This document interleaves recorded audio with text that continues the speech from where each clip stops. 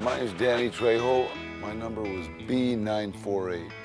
I was in for sale and loot of narcotics. I sold a federal agent about 5 pounds of sugar. Michael Patrick Hogan. I went to prison 2 months after my 21st birthday. I went to prison for burglary, felonious assault with great bodily injury, and rape. I'm Sam Hardy, Samuel L. Hardy, if you want the whole thing. Murder. I was not a situational offender. I killed a man.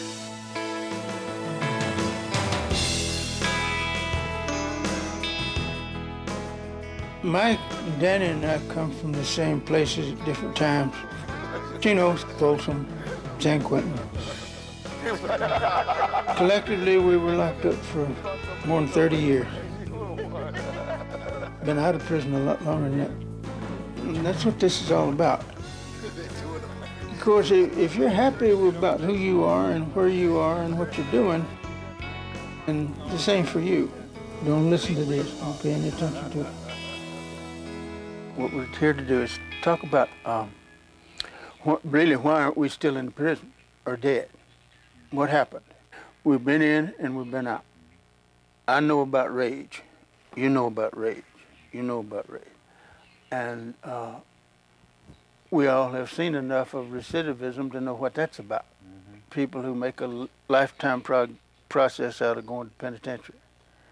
Maybe it's because it's the only thing in the world they ever succeeded at. They can succeed in getting out of prison and going back. Prison, it's simple in prison. It's very, very simple existence. Somebody gets in your way, kill them.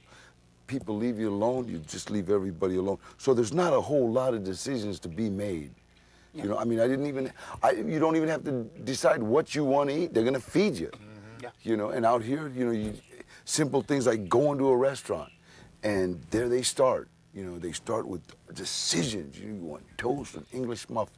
I don't know, lady, put it on, you know, just give me it. And that was one of the things that I loved about prison, was that there was no decisions to be made whatsoever, other than, do I want to live or do you want to live? Just that, and that was, you know, that's about the biggest decision you're gonna make, or the only one you have to really be worried about.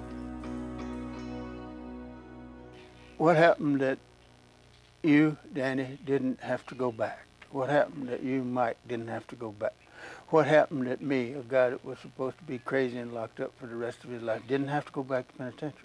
There's got to be some things that happened specifically, and some things that happened in general that made it possible, and that's what it's about. It was never my fault. That was somebody else's fault. My parents should have made me behave. But they hated me. They didn't want me. If my dad wouldn't have been an alcoholic, I would have had a good home. And my life would be different today. I couldn't graduate because the teachers, they had it in for me. Nobody would hire me. So I had to sell dope. Everybody else does it. My wife bitched all the time. Maybe if she hadn't, we would have worked things out. I was set up because they didn't like me. Maybe if I would have had a good attorney. Those rich suckers, they never go to jail. Nobody understands me. Nobody! Ask about the blame thing people have. You know, whose fault it is and all this, that, and that. When I was in a strip cell in a joint, there wasn't nobody there but me. Mm.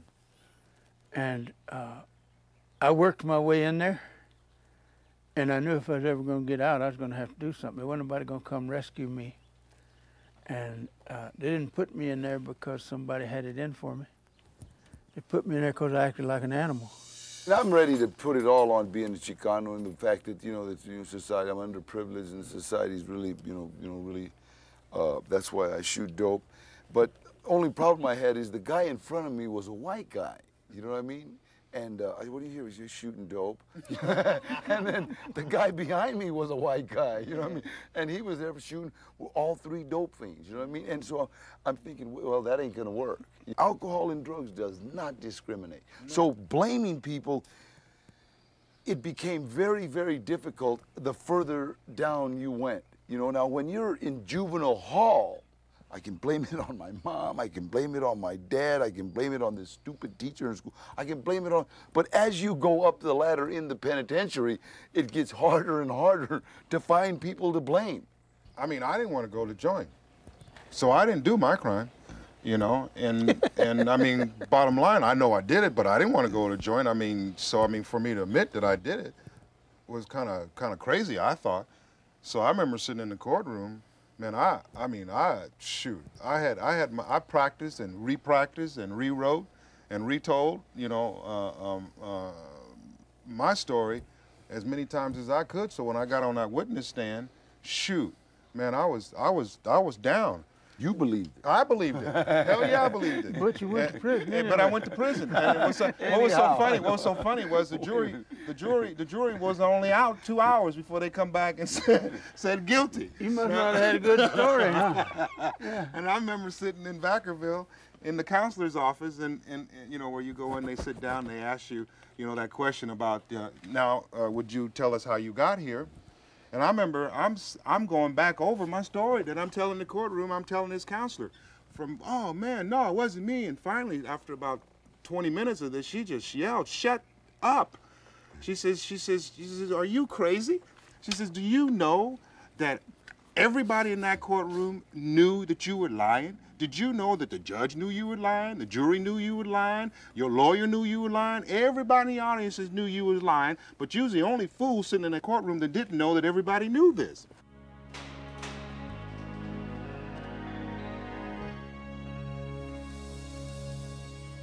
I hated people, all of them. Equal opportunity hate. And I still believe that about hatred. If you're going to hate, if you're going to be a hater, don't discriminate. Hate them all. These little chicken shit things where you do, I hate so-and-so and so-and-so, that's knick-knack stuff. You never know whose side you're on, and you never know who might be on your side. If you hate them all, you know what's happening.